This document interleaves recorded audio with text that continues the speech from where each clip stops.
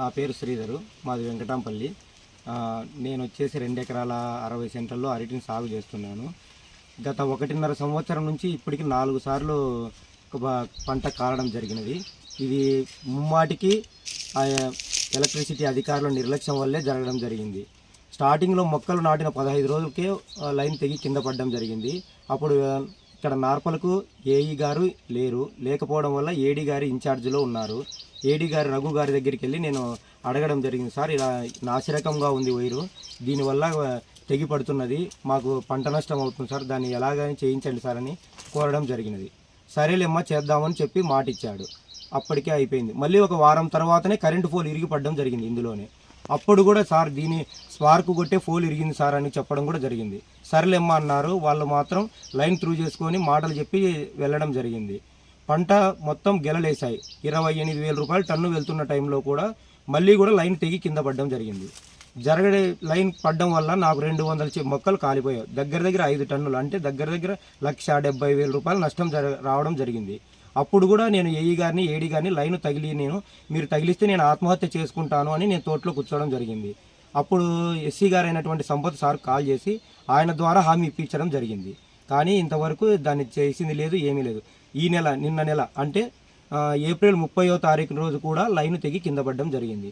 అప్పుడు అక్కడికి నేను ఇప్పటికే 3 సార్లు జరిగింది, మీరు ఎందుకు నాకు యాక్షన్ తీసుకోలేదు, నేను తోటలో తగిలిలేను అంటే అప్పుడు వెంటనే పోలీస్ స్టేషన్కి వెళ్ళి ఏఈ ఏడీ ఇద్దరు కలిసి అక్కడ పోలీస్ ప్రొటెక్షన్తో ఒక ఏఎస్ఐని, ఒక జమ్దార్ని, 3 కానిస్టేబుల్ని వెహికల్ తీసుకొని వాళ్ళు వెహికల్లో ఏఈ మొత్తం స్టాఫ్ అంతా వచ్చి చేపిస్తామని చెప్పి వాళ్ళు ఏదో మాటలు చెప్పి మొత్తానికైతే వాళ్ళు పని జరుపుకొని వెళ్ళడం జరిగింది.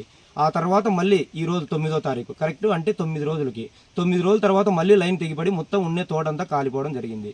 ఇప్పుడు నా పరిస్థితి ఎట్లుందంటే నేను లక్షలు అప్పు చేసి పంటను పెట్టిన తర్వాత ఒక్కరోజు కూడా డబ్బులు తీసుకోవడానికి లేకుండా పోతుంది అనమాట. అప్పులు కట్టలేని పరిస్థితిలో ఉన్నాను. ఇప్పుడు నాకు న్యాయం చేయండి, నష్టపరిహారం అన్న ఇప్పించడానికి ప్రయత్నించండి సార్ అని అడిగితే మీరు ఫైర్ ఇంజన్కి వెళ్ళాలా, ఫైర్ ఇంజన్లో కేసు పెట్టాలా, ఆ తర్వాత స్టేషన్కి వెళ్ళి కేసు పెట్టాలా, మళ్ళీ మీరు ఎంఆర్ఓ దగ్గరికి పోవాలా, ఎంఆర్ఓ వాళ్ళు వచ్చి సర్టిఫై చేస్తే ఆ తర్వాత ఏం చేయాలని మేము చూస్తామని నిర్లక్ష్య సమాధానం చెప్తున్నారు. అదే నిన్న లైన్ తగిలిలేను సార్ అంటే నాకు కూడా చెప్పుకోకుండా డైరెక్ట్ లైన్ తగిలియడం జరిగింది. ఏఈ గారికి ఫోన్ చేసి సార్ ఎందుకు సార్ నాకు కూడా చెప్పకుండా లైన్ తగిలిచ్చినారు అంటే కరెంట్ వాళ్ళు అనేది ఎవరికి చెప్పరమ్మా, మా పని మేము చేసుకుంటూ వెళ్తాము, ఒకరికి చెప్పాల్సిన అవసరం లేదు అని ఏఈ గారు సమాధానం ఇవ్వడం జరిగింది. అట్లయితే మేము తోటలో కనుక లోపల ఉంటే మీరు సడన్గా సప్లై కొడితే మేము ఏమైనా అవి చనిపోతే అంటే మీరు చనిపోతే మాకేమయ్యా, మేము జైలుకు పోతాం కానీ మీకేముంటుంది, మీరు చనిపోతే మాకెందుకు అని నిర్లక్ష్యంగా ఏఈ కూడా సమాధానం చెప్పడం జరిగింది. నా బాధను ఎలాగైనా కానీ తీర్చి నాకు నష్టపరిహారం వచ్చేటట్లు చేయాల్సిందిగా కోరుతున్నాను. ఇంతవరకు ఏ రెవెన్యూ అధికారి కానీ తోటలోకి వచ్చిన పాపాన పోలేదు. ఎంఆర్ఓ ఆఫీస్ వాళ్ళు కానీ ఒక్కరు కానీ ఇక్కడ తోటలోకి కూడా వచ్చి చూడలేదు. కరెంటు వాళ్ళు కూడా నిన్న జరిగిన 4వసారి జరిగిన రోజు ఏఈ కానీ ఏడీ కానీ ఏ ఒక్కరి కానీ ఉన్నత అధికారులు రాలేదు. ఓన్లీ లైన్ మెన్లను పంపించి పని జరిపి పంపించడం జరిగినది. ఇలా అయితే ఈ ప్రభుత్వ అధికారులకి నమస్కారము. నార్పల మండలం వెంకటాంపల్లి గ్రామ రైతు నడిదొడ్డి పొలంలో కరెంటు అధికారులు ఏఈ ఏడీ గారి నిర్లక్ష్యం వల్ల ఒక రైతు ఆర్థికంగా ఆయన ఎంత ఇబ్బంది పన్నాడో అది వాళ్ళు కంటికి కనిపించేలా మేము ఈ వీడియో చేయడం జరుగుతుంది. ఆయన పంట పెట్టినప్పుడు మొక్క పెట్టినప్పటి నుంచి మన కరెంట్ అధికారులకి పదే ప్రాధాయపడి వాళ్ళకి వివరించినా కానీ వాళ్ళు నిర్లక్ష్యంతో చేయడం వల్ల ఆయన ఇప్పుడు ఇబ్బంది పడి చాలా పంట కాలిపోయి ఆర్థికంగా ఇబ్బంది పన్నాడు. ఇప్పుడు అధికారులు చెబితే ఇది అది అని చెప్తున్నారు కానీ వాళ్ళు పని అయితే చేయలేదు.